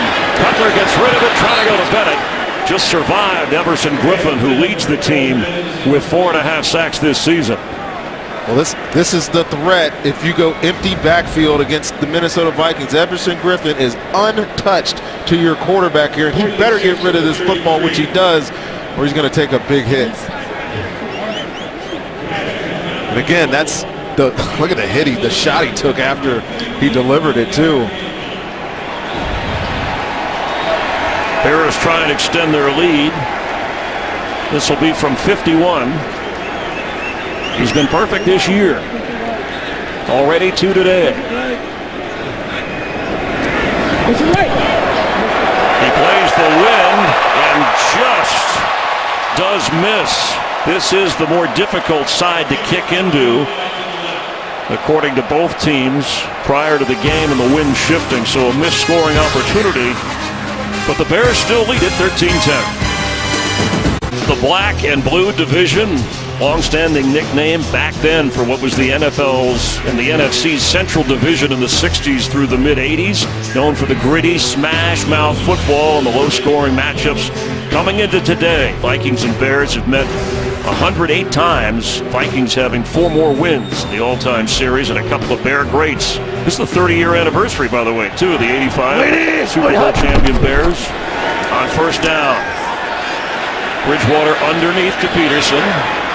and falls to the turf at the 46-yard line. And, of course, the Monsters of the Midway, remember the University of Chicago going back historically, they kind of handed that off to the 40-41 Bears, and they were nicknamed the Monsters of the Midway. And the C is for University of Chicago, the old Maroons, which obviously the Bears' professional team, and a great franchise, a lot of great players over the years, a lot of retired numbers from the Chicago Bears. Peterson, that hard, hit a wall at the 50. He falls forward and may have a shot. Looks like from that vantage point a first down. And there's a player back down inside the 40. I think that's TJ Clemmings who's down injured back there. And on the other side of the field, I believe it's Leroy Reynolds also walking off the field injured. TJ Clemmings over on the sideline. Austin Shepard comes in on the offensive line. Leroy Reynolds went over to the Bears sideline. And Peterson just keeps on working. Down to the 42-yard line of Chicago. And the hit moments ago, talk about black and blue division and purple. Careful what you ask for when you go up against Adrian Peterson. Big back, runs with a lot of power. That's a business decision when you got to put your face on that guy. He's getting, it looks like he's getting his thigh or something looked at. Maybe he had contact knee to quad there. He's on the sideline getting taped up. A throwback game in the NFC North. Peterson with 90 yards rushing and gets the football. Spins and is brought down right away by the rookie Adrian Amos. Third on the team in tackles as the third quarter winds down. Only scoring in the quarter was a Chicago field goal. Robbie Gould made one, missed one. Vikings haven't threatened. And at the end of three, the Bears, who have won 7 straight at home against the Vikings, have a 13-10 lead. 4-2 Vikings trailing the 2-4 Chicago Bears as we start the fourth quarter. Matt Asiata in at running back on a 3rd and 3.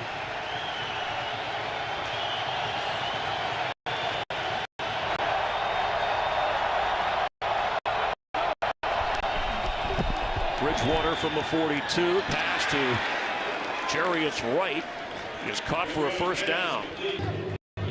That's the first catch of the game, the 6th different receiver last week. Bridgewater compared to 11 receivers. Another good hit there, in zone coverage, and Jarius Wright got popped in the secondary there. Peterson back in, and 8 carries on 1 with a loss and with no gain. 90-yard rush. Peterson the football. Pushing his way, it's at 30 and shoved back by 3 or 4. Like the whole team over there. Well, he's definitely been more decisive bringing the football downhill today. Last week we saw him jumping around the hole, trying to find that big gainer type play. Today he's just being the Adrian Peterson that everybody in the league is scared of. And that meeting when Zimmer called the office on Wednesday, and Zimmer gave him the point of view of the defense, what makes it difficult for a defense to tackle him when he's running like he's running. And he said, you know, I've been hit a lot this year, but I'm built for it.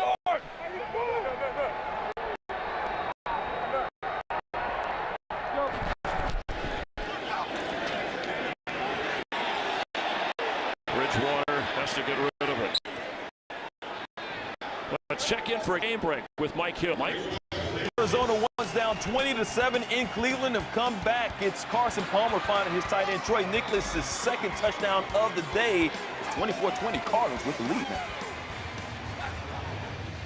Thank you. And when you see the Browns, you think of Johnny Manziel. Same draft as Teddy Bridgewater. Blake Bortles, the first quarterback taken in that draft a year ago.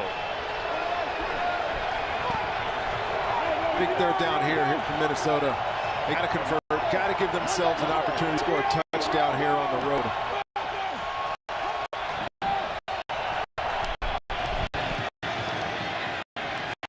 Waters throw for Wright.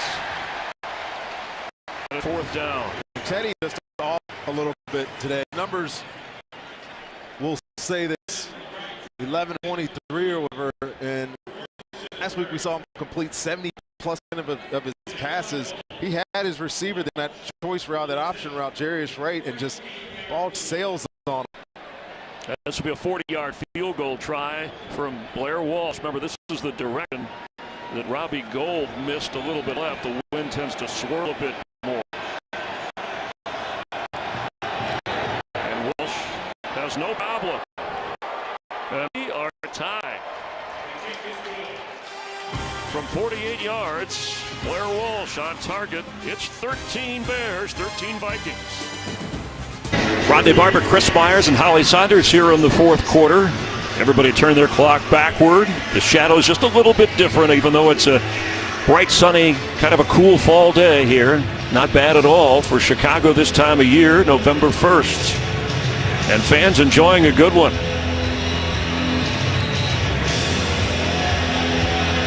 Vikings tie it with a field goal.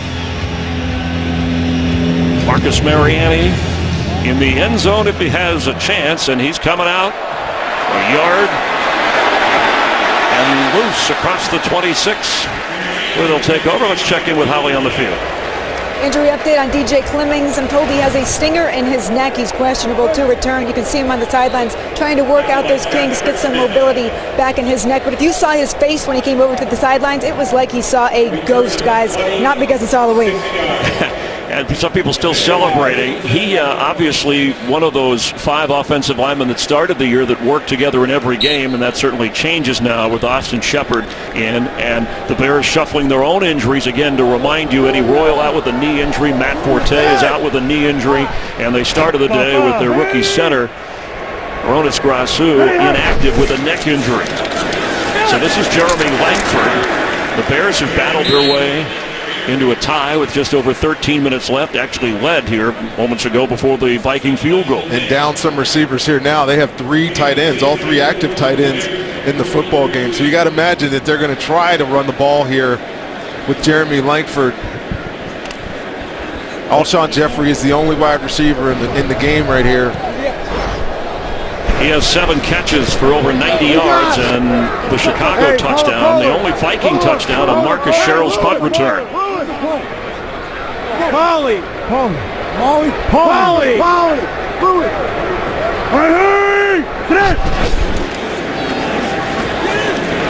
Jeremy Langford. Looks like enough for a Bear first down. Some tough running. The rookie from Michigan State. This is a nice positive run here by Jeremy Langford, and then he's got a lot of juice. You know, that's what Coach was telling us on Friday when we talked to him. You want to get this guy some looks because he comes with a lot of energy, great change of direction kind of back. And he's featuring pretty well here with Matt Forte still in the locker room. Had a career-long 17-yard catch in the last game against the Lions after a 14-yarder in the previous game against KC. And met hard this time with no running room. He's played in all 6 games, but now having to carry it on the ground. Linval Joseph absolutely destroyed this play right here. He's the nose tackle. He's right here, and Mike Zimmer gave lots of props for him, but watch him absolutely destroy Patrick Omame there. That play had nowhere to go with that type of penetration from a big nose tackle.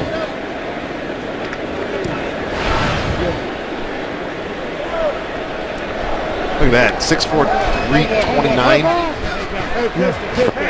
That's before he eats breakfast, I think, Chris. It's lunchtime now. After a loss of 1, Langford, and nowhere to go. It'll be 3rd down. Captain Munnerlyn coming up from his nickel spot. 3rd down and long is exactly the situation that this defense craves. They want to get you a little off schedule, not in the 3rd and 6 range, which is a little more manageable, and they could give you all kinds of look. Who knows what Mike Zimmer's going to draw up right here, but it'll be something exotic trying to get after Chicago. Alshon Jeffrey, top of your screen. He's down? Yeah. Hey, 99 down, Mike! With Anthony Barr up here on the outside of the line of scrimmage, bringing an extra pass rusher, move Brian Robinson inside.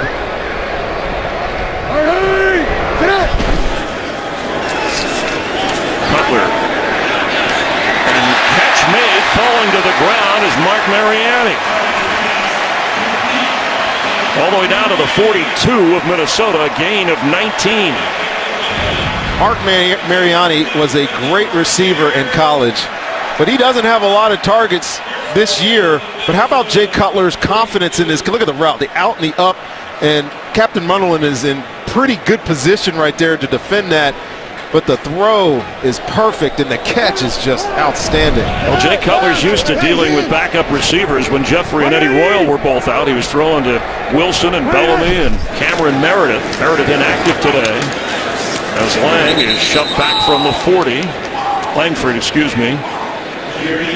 I know Mariani is more of a special teams guy here, but he was a 1,300-yard receiver at Montana, so they have talent at wide receiver.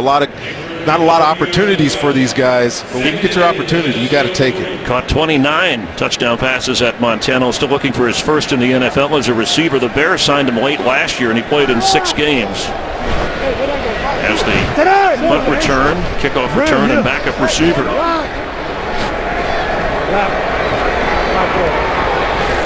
180! Hey, poker! Hey, you right here. 180! There's time for Cutler. He's going deep. Marquise Wilson open. And incomplete. He was open for a really long time here on this route. He's right here. He's going to run in and out. Watch him go in and up the field in this break outside. You see Terrence Newman react to Alshon Jeffrey, and it leaves Harrison Smith one-on-one, and that is a mismatch. And just Jay Cutler puts a little too much juice on that ball. Now we're 3rd down and 8. If they get nothing, it's a 58-yard field goal try if they're so inclined. Junior! Tonight! 180! 180! Pressure coming. Pass complete to Jeffrey. Did he hang on? It was low, and he went down to get it and did hang on. I think he's going to be just short of the line to gain here, Chris. But it helps the field goal try if they opt for that. Well, they're bringing in another offensive player. I think John Fox is thinking about going for this. Well, you'd be looking at about a 51-yard field goal here. And he is going for it. Yeah, good job by Jay Cutler on that throw, identifying the pressure, getting it to his receiver's hands before he took a shot there.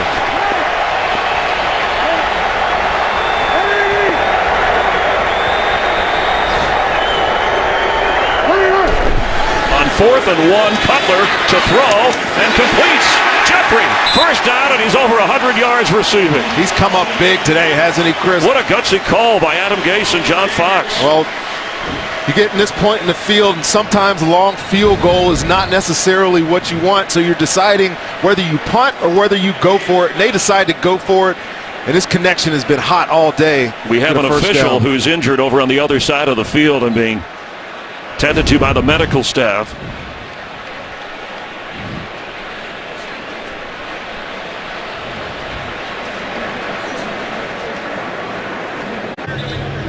Line judge Ron Marinucci caught up in that last play, appears to be okay. Medical staff helped him get over to the sideline. So the officials will work with a 6-man crew, so the deep middle part of the field will be less visible for the officials to watch on 1st and 10. After an important play, Langford carries and works inside the 25.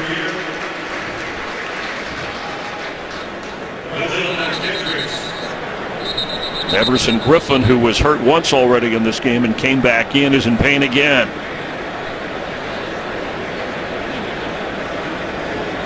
We mentioned earlier that he had some sort of shoulder or arm injury last week, and he's tilting. Yeah, same injury that he had earlier in the game, and he's off to the sideline. He's looked uncomfortable all day, and that could be a stinger, and that could be something in the rotator cuff. Who knows? But he's such a powerful guy using his hands in pass coverage every time he uses it, and I'm sure it's just stinging him.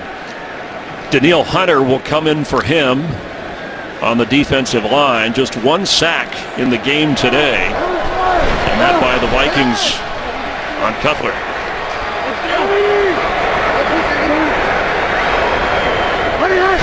Second down, 6. Cutler has room to run. And he will for a first down.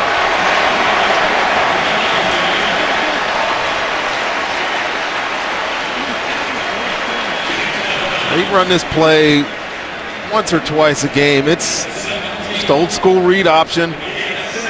He'll pull it once. He's not much of a runner, even though he's been effective scrambling around in the pocket this year. He picks up a big first down. 23 career game-winning drives, including a couple this year, in a tie game with just 6.5 to go. They've been real methodical, eating up a lot of clock on this drive. Very good. Let's go. Alshon Jeffrey with the catch, and he won't go down. Eventually to the 5. It'll be first and goal, Bears. I am surprised that Minnesota hasn't done something to adjust to this Alshon Jeffrey factor. Whether it's Terrence Newman, whether it's Xavier Rhodes, whoever he's lined up on, he's beaten. They're giving him a lot of respect playing off coverage, and they're just picking up the ball, throwing these little 5-yard completions. He's having a big day again today, Chris. 10 catches, 116 yards, and a touchdown. He's not done yet. Top of your screen right here is Alshon Jeffrey. That's Newman against him over there. Langford in the backfield. Jeremy Langford gets the football, and it'll be second down and goal.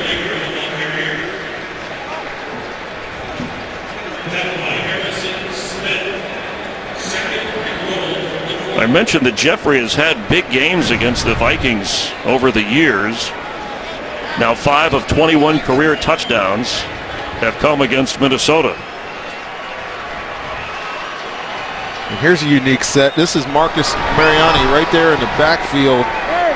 Your running back, Jeremy Langford, is right there on the line of scrimmage. Little wrinkle here for Adam Gase. What's the play? Hey, I got here. Hey, what's the play? Come on. Hey, get out. Cutler and the Bears are going to lead. Touchdown, Chicago.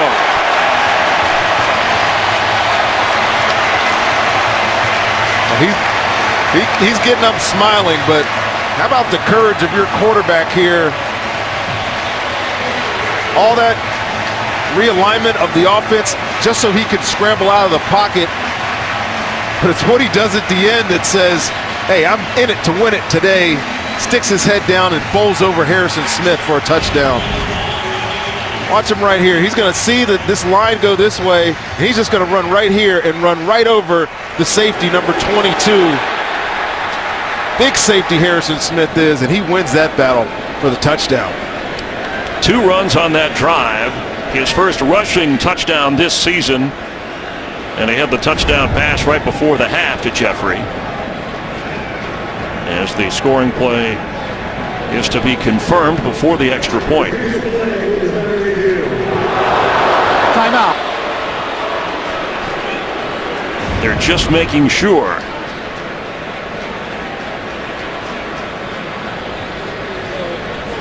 We'll take a closer look as the officials take a closer look.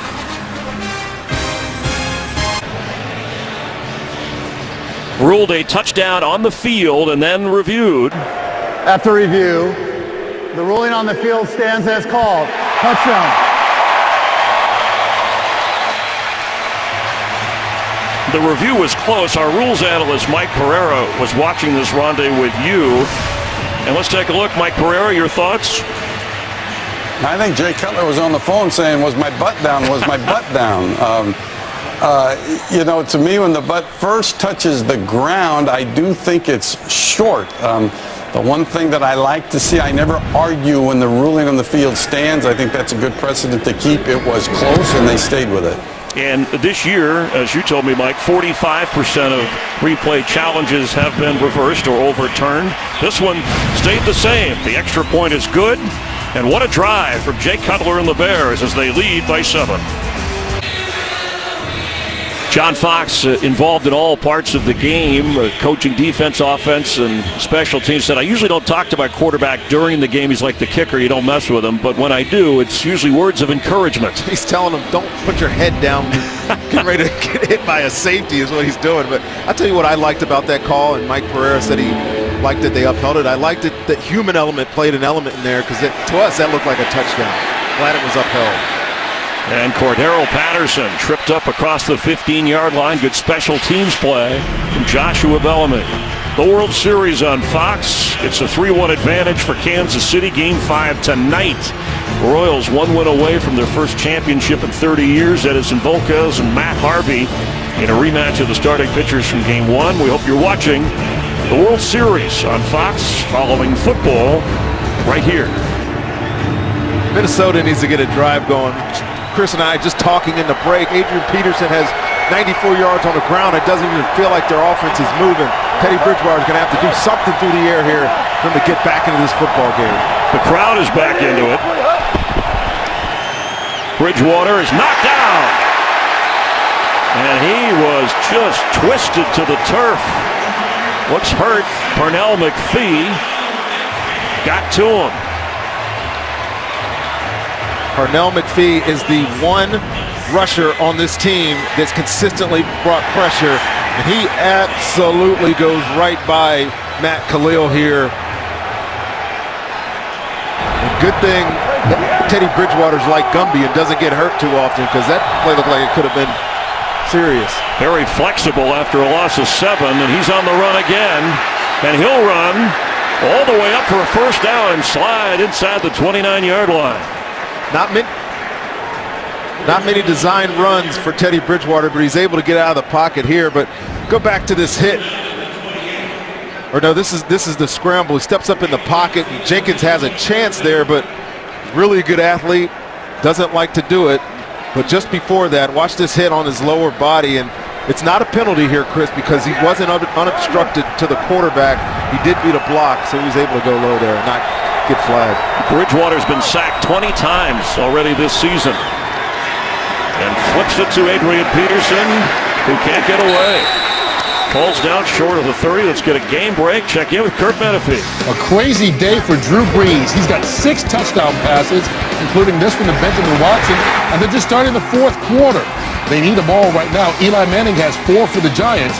It's 42-28. By the way, the record 7 in a single game for most touchdown passes in NFL history. Chris? Thank you. Sid Luckman shares that record with a number of other quarterbacks. Jay Cutler tied him on the all-time Bears career touchdown passing list earlier today. On 2nd and 9. Bridgewater's throw. Somehow it's caught by Diggs. Stephon Diggs to midfield. Well, 2 things happened on this play. 1, Teddy Bridgewater took another shot at the pocket, and 2, Stephon Diggs does a great job out-muscling the corner there for the Bears. But another blitz by Chicago. And Diggs is laid out on the field. And Diggs is up here, right here. And watch this just catch. Kyle Fuller looks like he could have made a play on the ball, but nice catch by Stephon Diggs. Good run after the catch. Diggs, the injured player.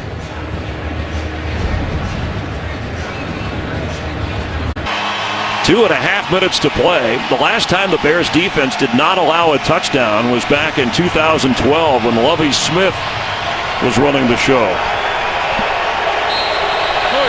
Only a punt return for a score for the Vikings so far. On 1st down, Bridgewater. There's a flag in the secondary, and he's throwing deep for Mike Wallace. And that fell incomplete. Flag back at the 34. Remember, the officials working 1 man short after the line judge was injured. Holding, defense number 27. 5-yard penalty, automatic, 1st down. Sherrick McManus, a backup defensive back, called for that. And right here in the slot, he's been giving up a lot of his reps today to some other players, and that was a quick hold. I'm not sure I would have called that one in this situation. Got 5 yards to maintain the contact, but I didn't see much of a drag or grab from him that would have necessitated a penalty there. Coming up on the 2-minute warning, Vikings have all 3 timeouts. Bridgewater's pass and a mix-up there. Diggs in the area along with Cordero Patterson. Good job today by Vic Fangio, the defensive coordinator here in Chicago, really mixing things up. This defense was not one that blitzed often. In crucial situations today, though, Chris, we've seen him bring 5-6 defenders, and I think it's really disrupted this passing offense here in Minnesota.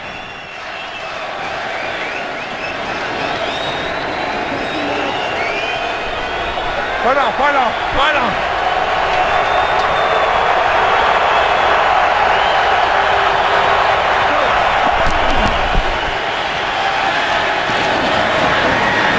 Michael Pruitt caught and falls at the 41-yard line. And we have reached the 2-minute warning. The Bears lead 20-13, but the Vikings are threatening.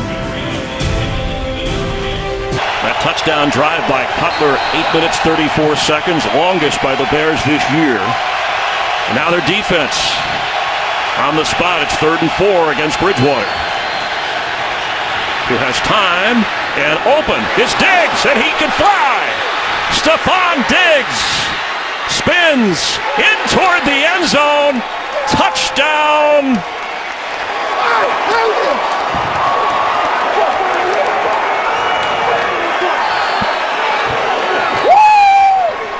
Kyle Fuller's been on Stephon Diggs most of the day. That's Diggs' second touchdown of his career in back-to-back weeks. And of course, they'll make sure before the extra point is kicked. We had a kind of a delay when they wasn't sure that he got in. He's on Sherrick McManus here, and the option route puts him on the ground, and then this kid shows the explosiveness, the headiness for the game, the willpower to get in for a touchdown that we've seen the past couple of weeks. Big play by Minnesota. Touchdown confirmed. Extra point good. First touchdown by the Viking offense today, tied with 1:49 to go. A 40-yard touchdown toss on a 3rd down play. Bridgewater to Diggs, who ran a lot with it. And the key there was the protection that he gave Stephon Diggs the opportunity to get open there in that coverage, and then just the willpower, the extra effort. Nice block there at the end by Mike Wallace as well to spring him those extra couple of yards to get into the end zone. Diggs back-to-back 100-yard receiving games, and now he's got over 90 in this game, but that was as big as it gets.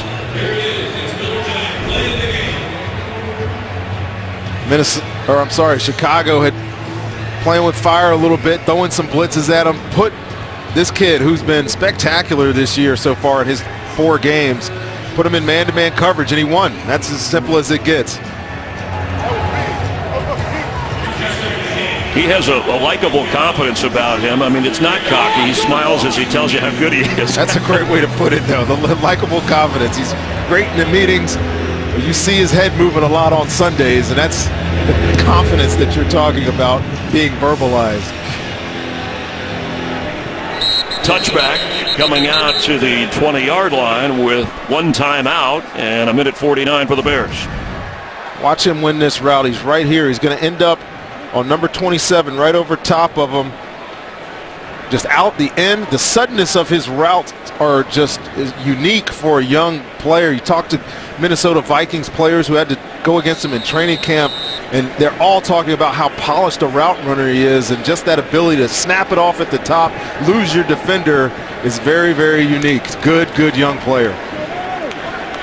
Well, wherever Alshon Jeffrey is, that's where the Viking defense needs to be. You see that red line, that's the field goal range area of Robbie Gould.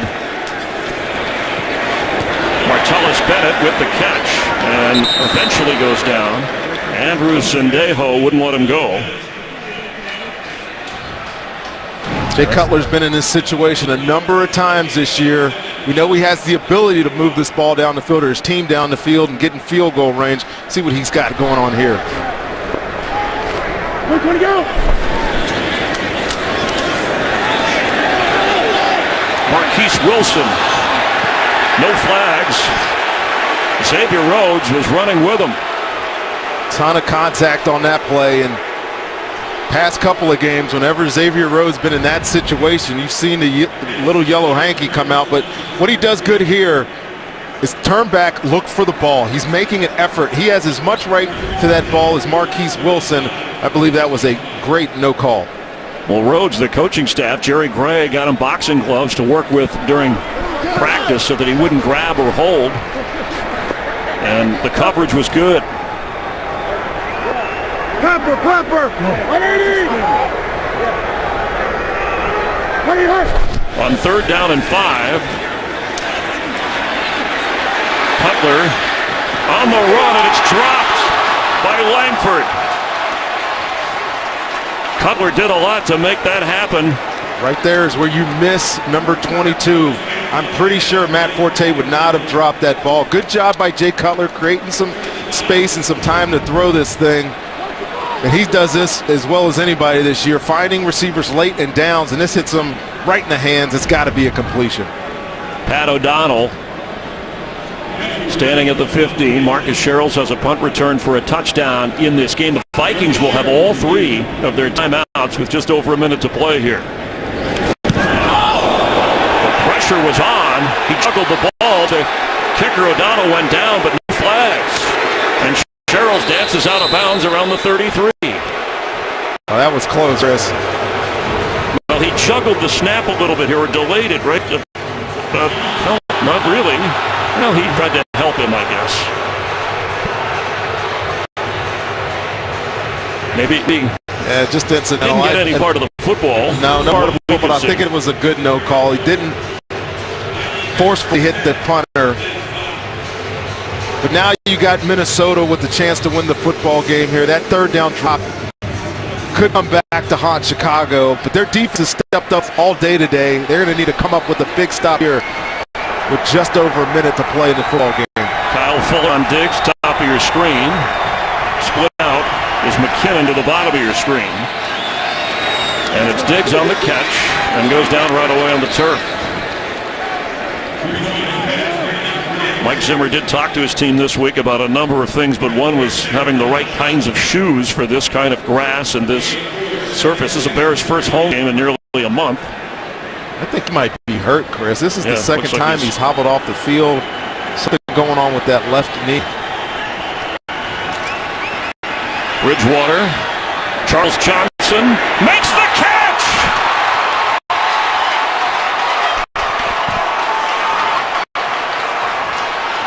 He stepped right in front of Antrell Roll and made the catch. I am not sure what Antrell Roll is doing right here. He is right here on the outside. It's just a little route that's passed on to the safety. They're playing cover 2 and flat. Teddy cannot throw this ball unless you expect your receiver to do that. That, for all as I'm watching this, I thought that was an interception, but Charles Johnson. Well, so did Antrell Roll. And Johnson, who's 6'2", a big-bodied receiver, lost his starting job when he got hurt to Diggs, who came on. Just made a clutch catch there. Big catch, big-time catch. Moves them clearly within field goal range. And I tell you, what a heartbreaking way to get down in field goal territory if you're a Chicago Bears fan. Did everything right for the most part of this game. They gave up 2 huge plays here in the last minute and a half of the football game. The touchdown to Stephon Diggs, and then in that out-jumping ball completion to Charles Johnson. A gain of 35, 4 career game-winning drives for Bridgewater. He may be setting up Blair Walsh for another one. Adrian Peterson, and Peterson almost broke it. That should put him close to 100 yards.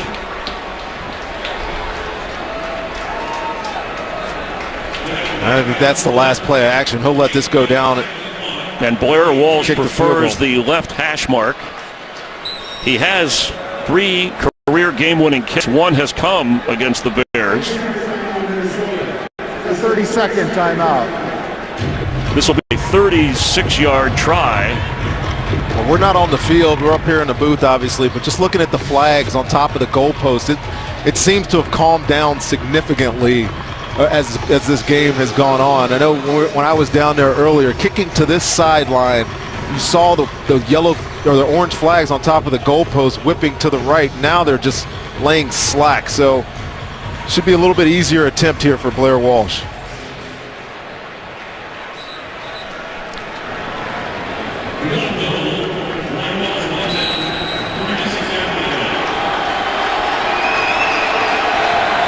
And a quick timeout by Chicago, their last.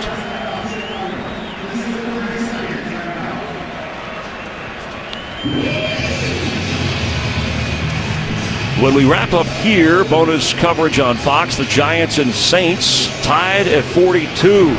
84 points combined in that game. They still have 9 minutes to go in the fourth quarter. Don't forget America's Game of the Week in the World Series. It's all ahead for you on Fox. What a game this has been. It really has been, and I'm still shaking my head at the play that Antero Roll was not able to make.